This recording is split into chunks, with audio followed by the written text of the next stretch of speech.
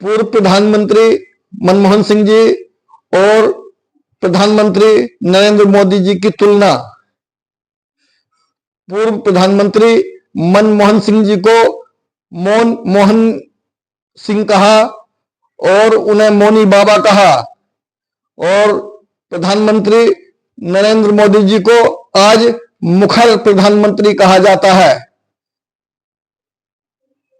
मनमोहन सिंह जी ने अपने 10 साल के शासनकाल में 117 प्रेस कॉन्फ्रेंसें की और जटिल से जटिल सवालों के जवाब दिए। उन्होंने प्रेस का सामना किया और हर बात का सटीक और स्पष्ट जवाब दिया। प्रधानमंत्री नरेंद्र मोदी जी ने अपने 11 साल के शासनकाल में एक भी प्रेस कॉन्फ्रेंस नहीं की। वो केवल प्रायोजित इंटरव्यू देते हैं और प्रायोजित कार्यक्रमों में पहले से तयशुदा सवालों के जवाब देते हैं। उन सवालों के जवाब भी पहले से तय हुए होते हैं। दूरदर्शन पर मनमोहन सिंह जी के जमाने में एक कार्यक्रम हुआ था। 24 चैनलों के पत्रकारों ने हिस्सा लिया था और उसमें अर्नब जी ने बहुत तीखे सवाल पूछे थे। आज अर्नब जी नरेंद्र मोदी जी से इस तरह के सवाल नहीं पूछ सकते।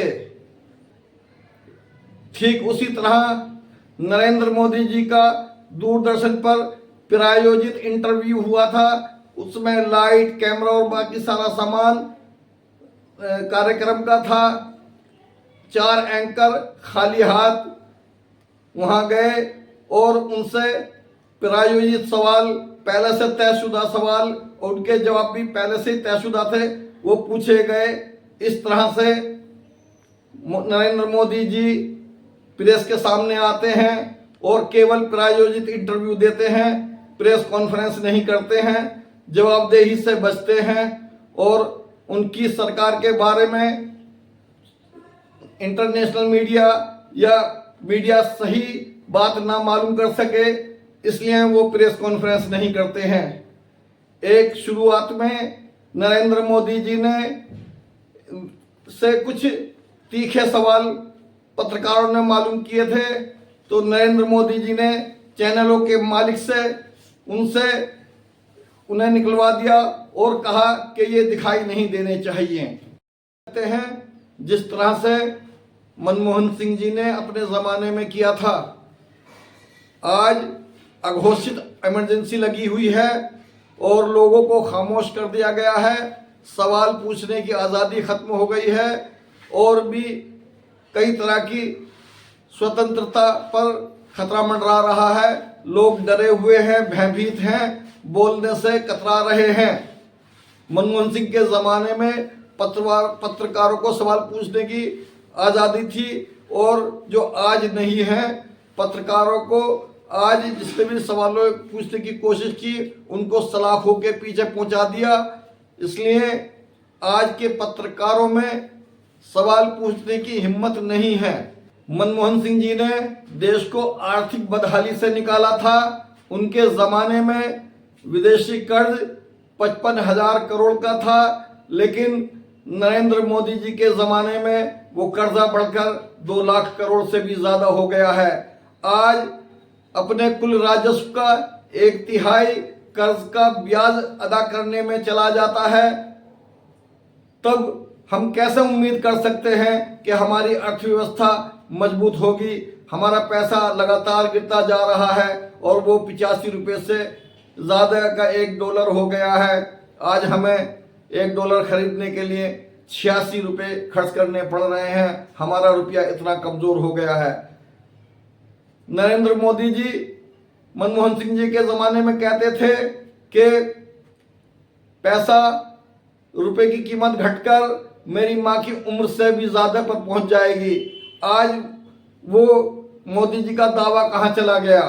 मोदी जी के शासनकाल में महंगाई चरम पर है। जमाखोरों, काला बाजारियों, सटोरियों और काले धन वालों की चांदी आ रही है और महंगाई 1 मिनट में बढ़ जाती है, क्योंकि कालाबाजारी करने वालों को खुली छूट मिली हुई है। महंगाई 4% से अधिक नहीं होनी चाहिए। आज महंगाई दर उससे कहीं ज्यादा है और सरकार का दावा है कि विकास दर 5.5% है, लेकिन मोदी जी के आंकने का तरीका अलग है। जो संस्थाएं मानक निर्धारित की करती हैं वो मनमोहन सिंह जी के कहने पर वो गलत आंकड़े पेश कर रही हैं। आज आर्थिक विकास दर 2.5% और 3% के बीच में है, जो वास्तविक विकास दर है। मोदी जी ने महंगाई पर कोई अंकुश नहीं लगाया है। गरीब बहुत गरीब होता जा रहा है और मध्यम वर्ग गरीब होता जा रहा है। 80% लोगों सिर्फ जो है गुजारा कर रहे हैं, उनकी कोई बचत नहीं हो रही है। जबकि मनमोहन सिंह जी के जमाने में विकास दर 8.5% थी।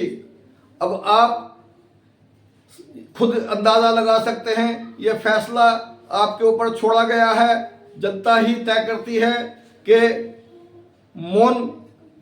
मोहन सिंह या मोनी बाबा अच्छे थे या आज हमारे जो प्रधानमंत्री नरेंद्र मोदी जी हैं, जिनको मीडिया ने मुखर प्रधानमंत्री कहा, जो बड़े बड़े लंबे चौड़े वायदे करते हैं, बड़े बड़े लंबे चौड़े भाषण देते हैं। भाषणों से पेट नहीं भरता है, भाषणों से देश नहीं चलता है, भाषणों से विकास नहीं होता है। उस पर हमें वास्तविकता से मुंह नहीं मोड़ना होगा और हमें देश को विकास के रास्ते पर ले जाने के लिए कड़े और कठोर फैसले लेने होंगे।